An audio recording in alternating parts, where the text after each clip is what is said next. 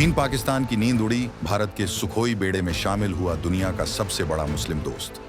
रूस भी रह गया दंग। भारत इंडोनेशिया ने मिलकर रचा ऐसा मायाजाल कि दुनिया देखती रह गई। समंदर से आसमान तक घेराबंदी, भारत की एक्ट ईस्ट पॉलिसी का ब्रह्मास्त्र जागा।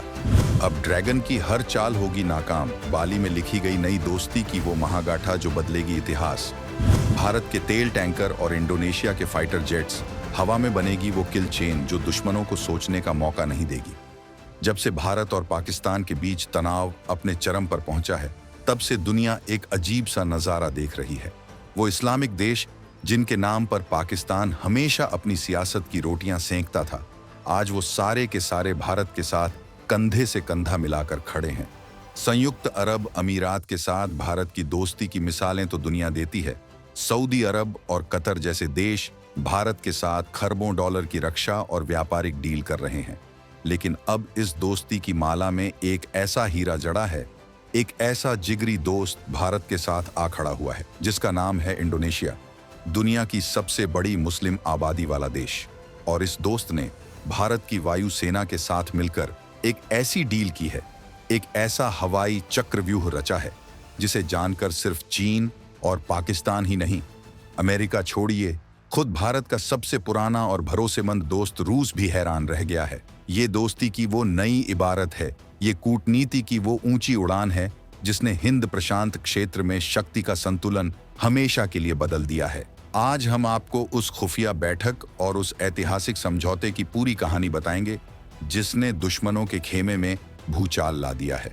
तो बने रहिएगा हमारे साथ, क्योंकि आज आप नए भारत की उस ताकत से रूबरू होंगे जो अब दोस्त भी अपनी शर्तों पर बनाता है और दुश्मन को उसकी हद भी खुद ही बताता है। तो आखिर ये पूरा खेल है क्या, और कैसे भारत और इंडोनेशिया की सिर्फ एक मुलाकात ने दुनिया के सबसे बड़े रणनीतिकारों के माथे पर पसीना ला दिया? चलिए इस महाबिसात की एक एक चाल को समझते हैं। ये कहानी लिखी गई इंडोनेशिया के खूबसूरत द्वीप बाली के तट पर। 7 से 10 अक्टूबर 2025 के बीच यहाँ भारतीय वायुसेना IAF और इंडोनेशियाई वायुसेना TNIAU के सबसे बड़े अधिकारियों की एक बैठक हुई, जिसे नाम दिया गया छठा एयर स्टाफ टॉक्स। ये कोई मामूली चाय पानी पर होने वाली मुलाकात नहीं थी। इंडोनेशिया की तरफ से वायुसेना के चीफ ऑफ स्टाफ के सहायक एयर वाइस मार्शल TNI सुलियोनो और भारत की तरफ से वायुसेना के शीर्ष रणनीतिकारों ने 4 दिनों तक बंद कमरों में एक ऐसे भविष्य का नक्शा तैयार किया जो हिंद महासागर से लेकर प्रशांत महासागर तक भारत और इंडोनेशिया की हवाई बादशाहत कायम करेगा। इस बैठक का सिर्फ एक ही मकसद था, कैसे दोनों देशों की वायुसेनाएं एक होकर काम करें, एक दूसरे की ताकत बने और उस समुद्री इलाके में मौजूद साझा दुश्मनों, खासकर चीन की बढ़ती दादागिरी पर लगाम कसें। ये बैठक उस भरोसे का नतीजा है जो पिछले कई सालों में बना है। ये छठी बैठक थी जो दिखाती है कि 2013 में शुरू हुआ मुलाकातों का ये सिलसिला अब एक फौलादी सैन्य गठबंधन में तब्दील हो चुका है। सुखोई फोरम, रूस को दरकिनार कर भारत का मास्टर स्ट्रोक। इस बैठक से जो सबसे बड़ा और विस्फोटक फैसला निकलकर सामने आया, वो है सुखोई 30 फोरम की स्थापना। अब ये सुखोई फोरम क्या बला है? इसे ऐसे समझिए कि ये भारत और इंडोनेशिया के सुखोई लड़ाकू विमानों का एक साझा सर्विस सेंटर, एक ट्रेनिंग एकेडमी और एक अपग्रेडेशन लैब है, जिसे दोनों दोस्त मिलकर चलाएंगे। ये फैसला इतना बड़ा क्यों है, ये समझने के लिए आपको इन आंकड़ों को जानना होगा। भारत के पास 260 से भी ज्यादा सुखोई 30 MKI विमानों का दुनिया का सबसे बड़ा बेड़ा है और भारतीय इंजीनियर इन विमानों की रग रग से वाकिफ हैं। वहीं इंडोनेशिया के पास भी 11 सुखोई 30 AMK/AMK-2 हैं और वो जल्द ही और विमान खरीदने की तैयारी में है। अब तक इन दोनों देशों को विमान के पुर्जों, मरम्मत और अपग्रेड के लिए रूस पर निर्भर रहना पड़ता था, लेकिन रूस यूक्रेन युद्ध के बाद रूस की सप्लाई चेन बुरी तरह प्रभावित हुई है और वो खुद अपनी जरूरतों को पूरा नहीं कर पा रहा। यहीं पर भारत ने एक ऐसा मास्टर स्ट्रोक खेला है जिसने रूस को भी चौंका दिया। भारत ने इंडोनेशिया से कहा, अब आपको मॉस्को जाने की जरूरत नहीं, आपको जो भी पुर्जे चाहिए, जो भी ट्रेनिंग चाहिए, जो भी अपग्रेड कराना है, वो सब हिंदुस्तान में होगा। इस फोरम के बनने से अब इंडोनेशिया के सुखोई विमानों की सर्विसिंग भारत में होगी। भारत इंडोनेशिया के पायलटों और इंजीनियरों को ट्रेनिंग देगा और सबसे बड़ी बात, दोनों देश मिलकर इन विमानों को और भी घातक बनाने के लिए नए हथियार, नए रडार और नई एवियोनिक्स टेक्नोलॉजी विकसित करेंगे। ये आत्मनिर्भर भारत का वो मॉडल है जहां भारत अब सिर्फ टेक्नोलॉजी का खरीदार नहीं बल्कि सप्लायर और पार्टनर बन रहा है। ये रूस के लिए एक सीधा संदेश है कि अगर आप हमारी जरूरतें पूरी नहीं कर सकते तो हम अपने दोस्तों के साथ मिलकर अपना रास्ता खुद बना लेंगे। ये चीन के लिए भी एक चेतावनी है कि अब हिंद महासागर में उसे सिर्फ भारत के ही नहीं बल्कि भारत इंडोनेशिया के साझा सुखोई बेड़े का सामना करना पड़ेगा। हवाई रिफ्यूलिंग, ड्रैगन के गले में फंदा डालने की तैयारी। अगर सुखोई फोरम एक ब्रह्मास्त्र था तो इस बैठक से निकला दूसरा फैसला उस ब्रह्मास्त्र को चलाने वाला अग्निबाण है। ये फैसला है air to air refueling program शुरू करने का। सरल भाषा में इसका मतलब है हवा में ही एक विमान से दूसरे विमान में ईंधन भरना। ये एक ऐसी जादुई ताकत है जो किसी भी लड़ाकू विमान की रेंज और हवा में टिकने की क्षमता को कई गुना बढ़ा देती है। इस समझौते के तहत भारत अपने विशालकाय IL-78 के एयरक्राफ्ट जो हवा में उड़ते फिरते पेट्रोल पंप की तरह काम करते हैं, उनका इस्तेमाल इंडोनेशिया के लड़ाकू विमानों में ईंधन भरने के लिए करेगा। अब जरा इस तस्वीर की कल्पना कीजिए।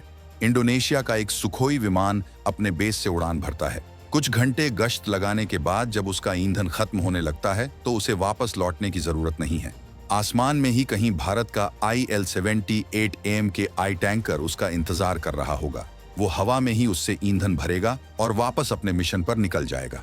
इसका सीधा मतलब ये है कि अब इंडोनेशिया के लड़ाकू विमान अंडमान सागर से लेकर मलक्का जलमरूमध्य और दक्षिण चीन सागर के किनारों तक और भी ज्यादा देर तक और भी ज्यादा दूर तक गश्त लगा सकेंगे। ये उस ड्रैगन के गले में फंदा डालने जैसा है जो इन समुद्री रास्तों को अपनी जागीर समझता है। मलक्का स्ट्रेट वो संकरा रास्ता है जहां से चीन का 80% से ज्यादा व्यापार और तेल गुजरता है। अब इस रास्ते पर भारत और इंडोनेशिया की वायु सेनाएं मिलकर 24 घंटे नजर रखेंगी। ये एक ऐसी किल चेन की शुरुआत है जो दुश्मन को समुद्र से लेकर आसमान तक किसी भी कोने में छिपने का मौका नहीं देगी। एक तीर से कई शिकार, भारत की कूटनीति का चक्रव्यूह। तो इस पूरी कहानी का सार क्या है? ये सिर्फ दो वायु सेनाओं के बीच एक सैन्य समझौता नहीं है। ये प्रधानमंत्री नरेंद्र मोदी की एक्ट ईस्ट और Sagar security and growth for all in the region नीति का वो जीता जागता सबूत है जो जमीन पर उतर चुका है। ये एक ऐसा कूटनीतिक चक्रव्यूह है जिससे भारत ने एक ही तीर से कई शिकार किए हैं। पहला निशाना चीन। ये समझौता चीन के लिए एक सीधा और साफ संदेश है। हिंद प्रशांत क्षेत्र अब तुम्हारी मनमानी का अखाड़ा नहीं है। भारत इंडोनेशिया जैसे बड़े और शक्तिशाली देशों के साथ मिलकर एक ऐसा सुरक्षा कवच बना रहा है जिसे भेदना तुम्हारे लिए नामुमकिन होगा। दूसरा निशाना पाकिस्तान। ये पाकिस्तान के उस झूठे प्रोपेगेंडा पर करारा तमाचा है जो खुद को इस्लामी दुनिया का रहनुमा बताता है। दुनिया का सबसे बड़ा मुस्लिम देश आज अपनी सुरक्षा के लिए पाकिस्तान पर नहीं बल्कि भारत पर भरोसा कर रहा है। ये दिखाता है कि दुनिया अब धर्म नहीं बल्कि विकास और विश्वास की भाषा समझती है। तीसरा निशाना रूस और अमेरिका।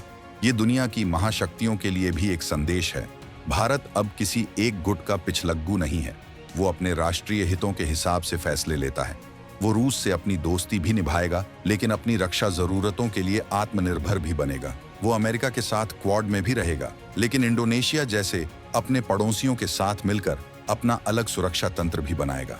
ये बाली में हुई बैठक सिर्फ एक शुरुआत है। आने वाले समय में दोनों देश AI इंटीग्रेटेड कमांड सिस्टम और ड्रोन स्वार्म टेक्नोलॉजी पर भी मिलकर काम कर सकते हैं। ये उस नए भारत की गर्जना है जो अब शांत नहीं बैठता बल्कि अपने दोस्तों के साथ मिलकर शांति और स्थिरता की गारंटी बनता है। आपको क्या लगता है?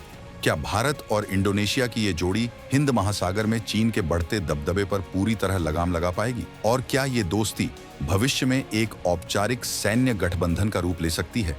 अपनी राय कमेंट्स में जरूर बताइएगा। और रुकिए, अगले वीडियो में हम आपको बताएंगे कि कैसे भारत अब इंडोनेशिया को अपनी घातक ब्रह्मोस मिसाइलें देने की तैयारी कर रहा है और कैसे ये दोनों देश मिलकर समंदर के नीचे एक ऐसा अदृश्य जाल बिछा रहे हैं जिसमें चीन की पनडुब्बियों के लिए कोई रास्ता नहीं बचेगा।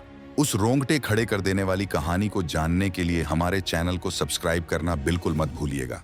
जय हिंद।